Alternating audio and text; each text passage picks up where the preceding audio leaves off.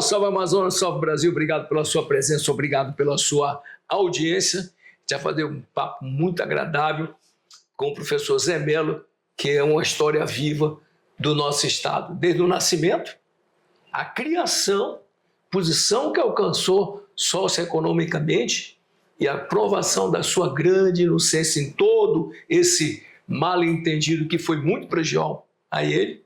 Mas vamos esquecer isso, vamos falar das coisas boas. O que é que nós temos para o futuro? Mas mesmo assim eu pergunto, professor Zé Melo, ser orientado dentro da Amazônia ajudou você a conhecer mais ainda os problemas que o Amazônia está tendo? Sim. Inicialmente eu quero agradecer a oportunidade de falar aqui no programa e agradecer a Deus por te rever. Você mesmo. Fazia muito tempo que eu tinha esse prazer. Mas, Dudu, é o seguinte, a Amazônia, né, é uma coisa assim exuberante, encantadora, né?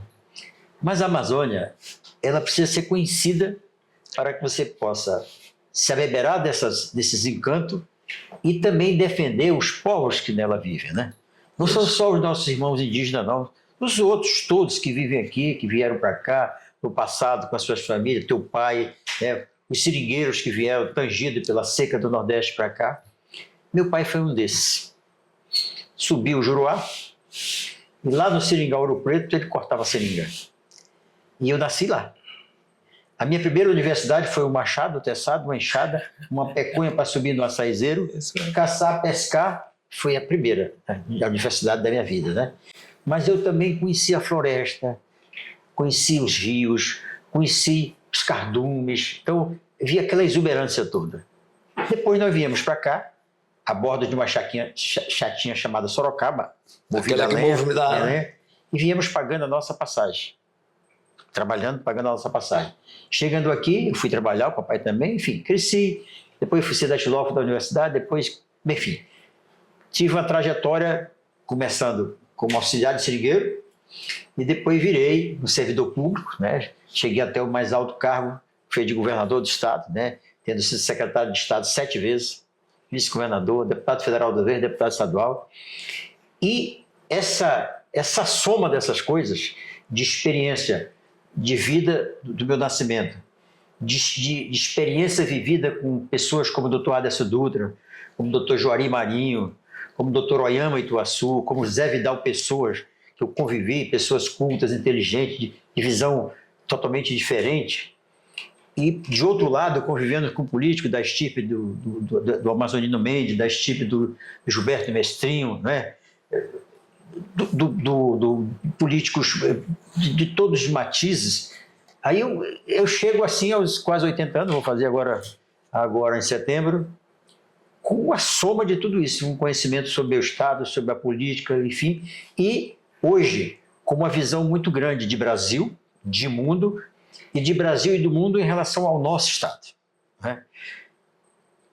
Hoje existe uma espada na cabeça do Amazonas, Estado, porque durante muito tempo a grande imprensa satanizou a Zona Franca de Manaus. A Zona Franca de Manaus é por causa dos impostos aqui, ela é um câncer da nação, é um pêndulo que a nação toda carrega. Isso não é verdade, né? A Zona Franca de Manaus é um modelo de desenvolvimento econômico exitoso, né? Que conseguiu em 50 anos preservar 92% de todas as árvores que tem no estado do Amazonas. Tudo. Só 8% foi tirado, 92% está preservado. Essa floresta sozinha sequestra 56 bilhões de dólares de carbono por ano e nós não recebemos um tostão. É um serviço que presta para o Brasil, para a humanidade, etc., de graça, né? A Zona Franca de Manaus é exportadora líquida de receita para a União. Nós colocamos mais impostos nos cofres do Estado da União do que recebemos de volta. Então, uma escola hoje que está sendo construída lá no Piauí, é dinheiro saído daqui, de impostos saídos daqui. Então, é um modelo nacional na medida que contribui. A Zona Franca de Manaus, ela contribui para o equilíbrio da balança comercial, na medida que ao longo desses 50 anos, a Zona Franca de Manaus saiu de uma instituição importadora de tudo para montar aqui, e hoje, grande parte das peças que são utilizadas nas mais variados produtos que aqui se produzem, ou são fabricadas no Sul e no Sudeste, ou são fabricadas em Manaus, né? Quer dizer, já não se importa mais, reduzir sua exportação e também a gente contribui com a pauta de exportação. Então, tudo isso aí fez com que as pessoas não conseguiram entender o modelo Zona Franca de Manaus. Ele é um modelo fantástico, espetacular, e é um modelo que não só sustenta o Amazonas, é um modelo que ancora Roraima, né? E que ancora vários estados aqui em derredor do Amazonas, né? E este modelo, no entanto, é satanizado no Brasil porque acham que aqui tem incentivos fiscais. Aí, quando a gente quer alçar voos maiores, por exemplo, eu não aceito que nós tenhamos potássio para vários anos do agronegócio brasileiro, que a gente importe 98% do potássio que o agronegócio brasileiro, e nós temos aqui, e a gente não explore, né? Não precisa tirar uma árvore, porque o potássio está lá embaixo. Você cava um buraco assim, de diâmetro, desce as máquinas lá embaixo e tudo eu quero só mudar um pouquinho, concluir uma ideia sua que começou agora, que me veio na cabeça. No passado, eles eram contra a Zona Franca de Manaus. Hoje, eles são contra a exploração da Amazônia em benefício do mundo. Mas é assim. Então, você vê. Então, nós temos a Zona Franca de Manaus, modelo espetacular, sobre todos os aspectos, né? Gera milhares de empregos direto e indireto, mais de 200 bilhões de faturamento, enfim. Essa é a Zona Franca de Manaus, né? Mas a indústria automobilística, nós abrimos mais de impostos do que para a Zona Franca de Manaus. A indústria de medicamentos também, o agronegócio também, para a indústria petrolífera também. Mas na hora de dizer quem é o patinho feio da renúncia fiscal brasileira, aparece só a Zona Franca de Manaus. Então, por conta disso, toda vez que a gente levanta a voz para a exploração racional das nossas riquezas que existe na Amazônia, existe uma fortuna em nióbio, existe bilhões de dólares em terras raras, uma coisa enorme. Aí já vem lá de cima, não, ninguém pode tirar uma árvore, ninguém pode explorar, porque está na floresta e tal, etc. Nós não estamos pregando aqui, pegar um trator e devastar a floresta. Nós estamos pregando explorar de forma sustentável. Um exemplo, Dudu. Tem um rio aqui, lá no Japurá, que eu não vou citar o nome, no dia vai ter garimpeiro para lá para Mu, tem várias toneladas de ouro lá embaixo. Muitas. A exploração terá que ser mecanizada. Tem lá 4 quilômetros de ouro. Você divide aquilo em 10 pedaços. No primeiro ano você explora num pedaço, no segundo ano no outro. Para explorar o terceiro, tem que repor as árvores no primeiro. E por aí vai. Então, sustentável, de forma sustentável, né? Por exemplo, o mundo caminha para 2 grandes problemas. Falta de alimentos e outra, falta de água doce. Nós temos mais de 20% da água doce da terra aqui. E nós temos os peixes mais saborosos do mundo de água doce. Mas, no entanto, o maior produtor de peixe de água doce do mundo é Rondônia. O segundo é Roraima, de água doce. E nós aqui não produzimos quase nada. Então, eu acho que está na hora do mundo entender, e aí todo mundo tem que forçar, que é a hora do Amazonas ter um modelo de desenvolvimento um pouco diferenciado. A Zona Franca de Manaus mas é em Manaus. O interior só sobrevive porque sai dinheiro daqui para lá. Isso é. No entanto, você pega São Gabriel da Cachoeira, com a maior reserva de nióbio do mundo, alguns trilhões de dólares de nióbio, e os povos de lá vivem do mesmo jeito para o Peruá de caminho descobrir o Brasil. Você vai em Altazes, tem meia dúzia de fazenda. O cara passa o dia todo tentando uma vaca para tirar 5 litros de leite. Mas uma vaca holandesa, lá em Minas Gerais, mecanizada, tira 50 litros de leite em menos de 20 minutos. Dá para aquele de lá sobreviver aqui? Mas o que tem no subsolo de lá, dá para transformar Altazes e o Amazonas numa riqueza imensa por causa do potássio que está lá. E por aí vai, né? Presidente Figueiredo, a segunda maior reserva de terras raras do Brasil. Né? Exatamente. Só tem Minas Gerais, tem Espírito Santo e aqui. Né? Mas o que mudou em Presidente Figueiredo em 50 anos? Nada, né? O município de Rio Preto deve ter uma das maiores minas de caulim do mundo. O que se explorou de caulim? Nada. Nada. E aí você tem São Gabriel da Cachoeira, maior quantidade de gemas do mundo, esmeralda, turmalina, tudo certo. Nada, mas está saindo por contrabando para a Colômbia. Né? Então, é hora de se entender que a Zona Franca de Manaus é o nosso modelo maravilhoso, graças a Deus, mas é hora também de diversificar, para a gente ter uma economia equilibrada, do interior e daqui. Eu defendo o desenvolvimento sustentável. Não venha me dizer que eu estou querendo pregar aqui e derrubar a floresta, não estou, ao contrário. Eu estou pregando que as riquezas que Deus colocou aqui têm que ser exploradas. Vamos lá. Se você vai ao Pará, está cortado de estrada por todo lado. Você vai a Rondônia, está cortado de estrada por todo lado. E está certo. Você vai ao Acre, o Acre tem uma estrada ligando o Cruzeiro do Sul ao Acre, agora tem uma que inauguraram agora ligando Tarauacá ao nosso município do Envira. Aí você vem para o Amazonas, a BR-319 não pode.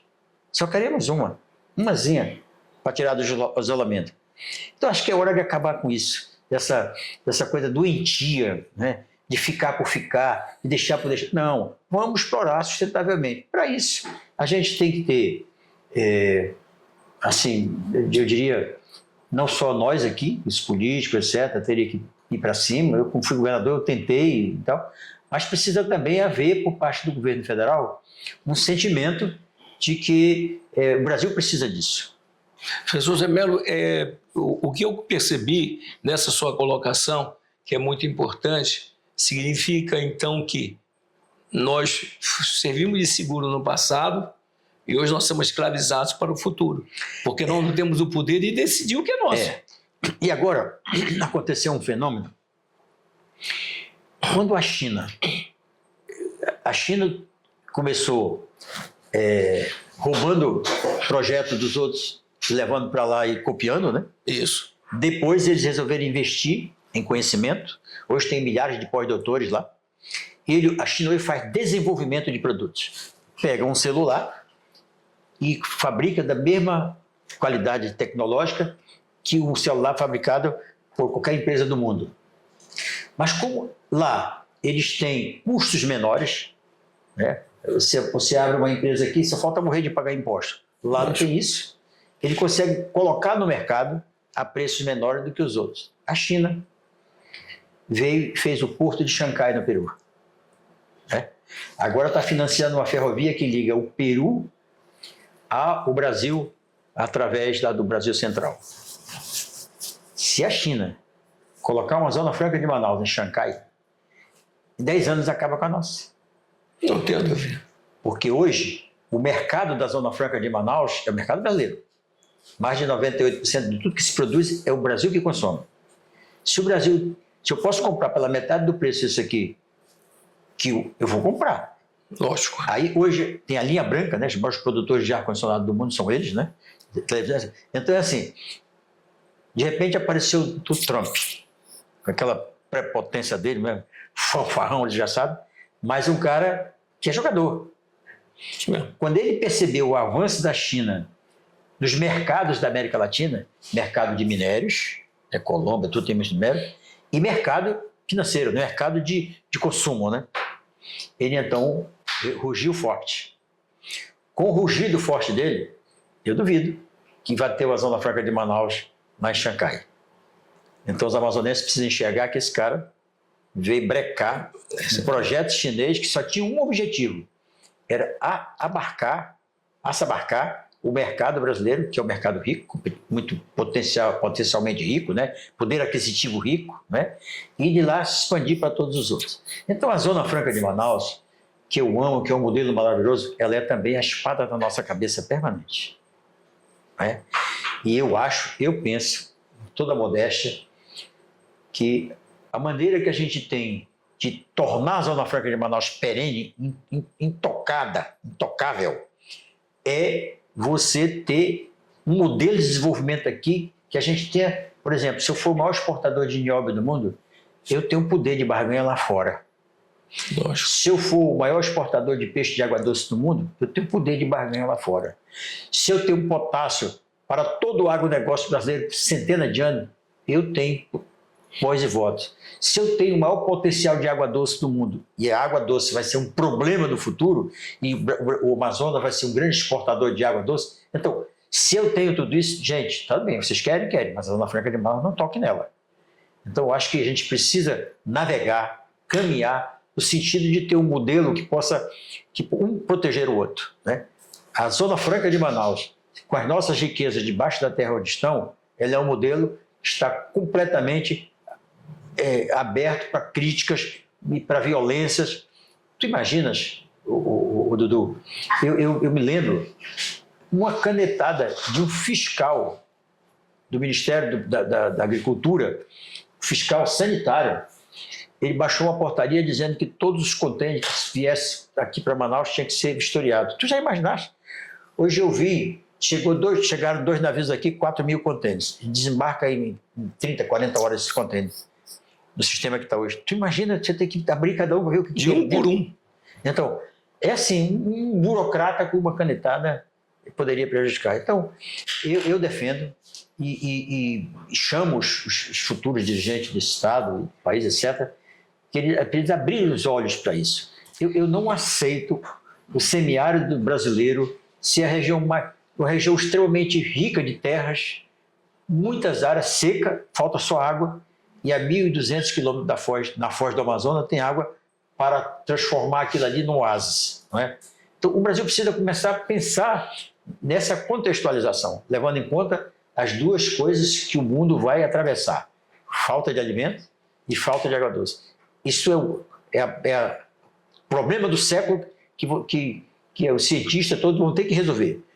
O Canadá tem muita água, mas mais da metade está sob gelo, né? É verdade. Não é verdade? Você vai, por exemplo, à Rússia, os rios, eles estão metade da quantidade de água que tinha antes. Você vai ao rio da Europa, né? Todas, né? É tudo ali, está tudo. Você vai ao Yangtze na China, ele já é metade do tempo, né? Você vai ao Tamisa, não pode usar porque aquilo ali não. Então não tem. Onde tem água disponível é no Brasil. Com várias lençóis, nós temos aqui, temos no Brasil Central, depois temos lá no Sul, não é? Mas a grande quantidade é no Amazonas, que além de ter muito aqui em cima, tem 2 vezes mais lá embaixo, no Aquífero Terra do Chão, que é a maior reserva de água doce subterrânea do mundo. Então, se isso aí tivesse num país de visão como os Estados Unidos e outro, meu amigo, isso era um nicho de barganha política e econômica fora do comum. Os radicais que têm poder, e são radicais que têm poder, preferem que a gente morra de fome ou de sede tendo água no nosso fundo. Quando que vai se entender que é preciso preservar a natureza, mas preservar o ser humano na natureza? Infelizmente, essas mudanças todas ocorrem com a educação.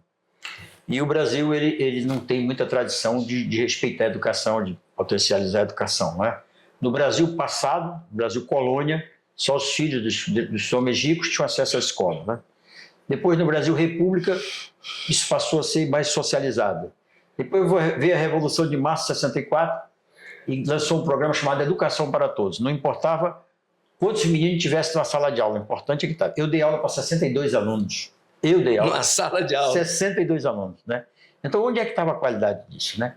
Além do fato de que a questão do professor, que nunca foi assim valorizado, né? Lá no Japão, o imperador japonês, a única pessoa que ele se curva é para o professor. Isso. Aqui o professor leva porrada de sala de aula hoje. Então, a educação do Brasil, que nunca foi modelo do modelo, a prioridade da prioridade, ela transformou o nosso povo em aceitar essas coisas. Entendeu? Porque um povo com conhecimento, um povo que sabe o que quer, etc. Não dá, Dudu, para a gente, o Brasil não ser hoje desenvolvedor de tecnologia de ponta, né? Lógico. Nós continuamos sendo o apertador do parafuso lá fora eles inventam o parafuso e nós apertamos. Por que não inventam o parafuso? Porque, infelizmente, a nossa educação ficou durante muito tempo. Mas é assim, né, Dudu? Para ficar até fazer uma coisa engraçada. A primeira carta que escreveram no Brasil, que foi a carta de Peruá de Cabia, o último parágrafo da carta foi ele pedindo um emprego para o genro, né?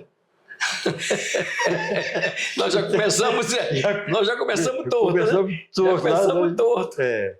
E aí, Dudu? Ainda tem por parte do Brasil muitas oligarquias que pensam que o Amazonas ainda é uma capitania hereditária do Brasil, né?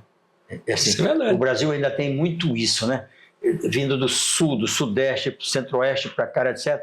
Ainda há muito esse sentimento, né? Você vê. Quer ver uma história? Ninguém consegue abrir a 319. Ninguém consegue. Porrada falar para ninguém consegue. Mas o cara do Amapá, que é presidente do Senado, conseguiu a licença ambiental para explorar petróleo na foz do Amazonas, no Amapá. Em outro lugar não, mas ali pode. É a foz do Amazonas, né? Então, força da caneta, do poder, etc. Quer ver outra coisa? Os paraenses, eles brigam entre si, os políticos. Mas na hora de defender o Pará, está todo mundo junto lá.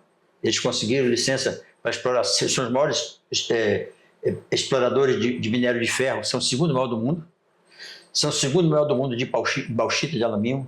Lá eles exploram tanto cassiterita, tudo lá do Pará. Tem licença para todo lado. Aqui a gente não tem licença para fazer BR-319. Professor Zé Mello, deixa eu tem que mudar isso, entendeu? Lógico. Infelizmente é tempo, né? Claro. Mas eu quero saber o seguinte, qual é o futuro do Zé Mello? É o seguinte, eu passei por todos os solavão que a vida pode passar, né? Estou muito mais maduro, mas não. Se o Davi for candidato a governo, se for, eu vou ajudá-lo no interior. Vou cuidar da campanha dele no interior, se ele quiser, né? Eu tenho confiança que o Davi pode ser o operador dessas mudanças que eu prego tanto.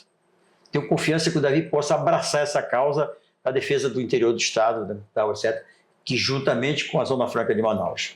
Então, é isso que eu quero, para a segurança dos teus netos, dos meus netos, dos nossos bisnetos, etc. e tal. É um Amazonas sem uma espada na cabeça, que é só a Zona Franca de Manaus. Um Amazonas com o interior super desenvolvido e a Zona Franca ali do lado desenvolvida, com o modelo de desenvolvimento agora totalmente integrado e não como acontece hoje, onde 82% do fato gerador da riqueza é em Manaus, o interior é o resto.